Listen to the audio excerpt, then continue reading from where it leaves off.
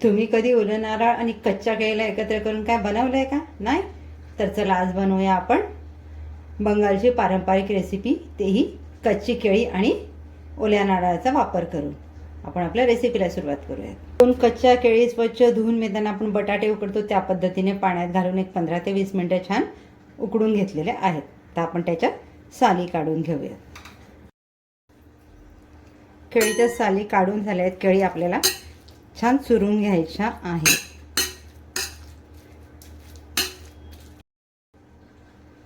यामध्ये केळ्याचा जराही तुकडा राहणार नाही याची काळजी घेतली. अगदी फाईन याची पेस्ट करून घेतली.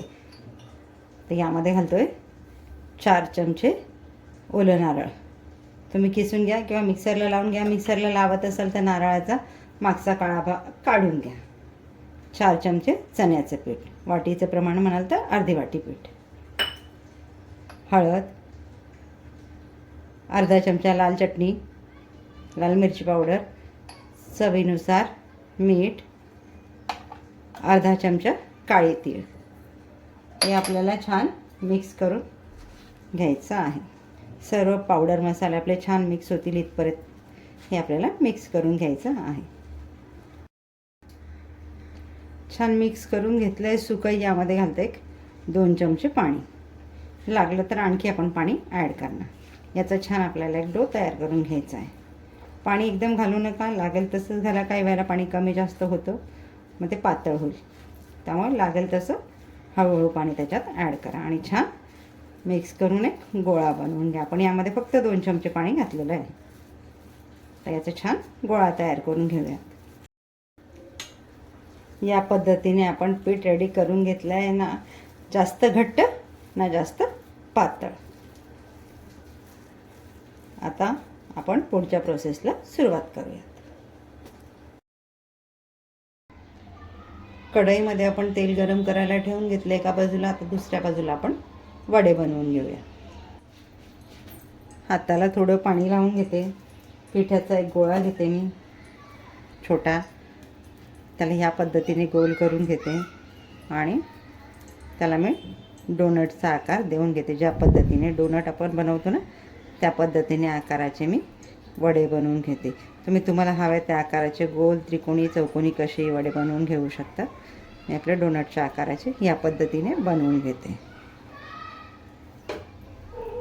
तर दुसराही आपण एक बनवून घेऊया.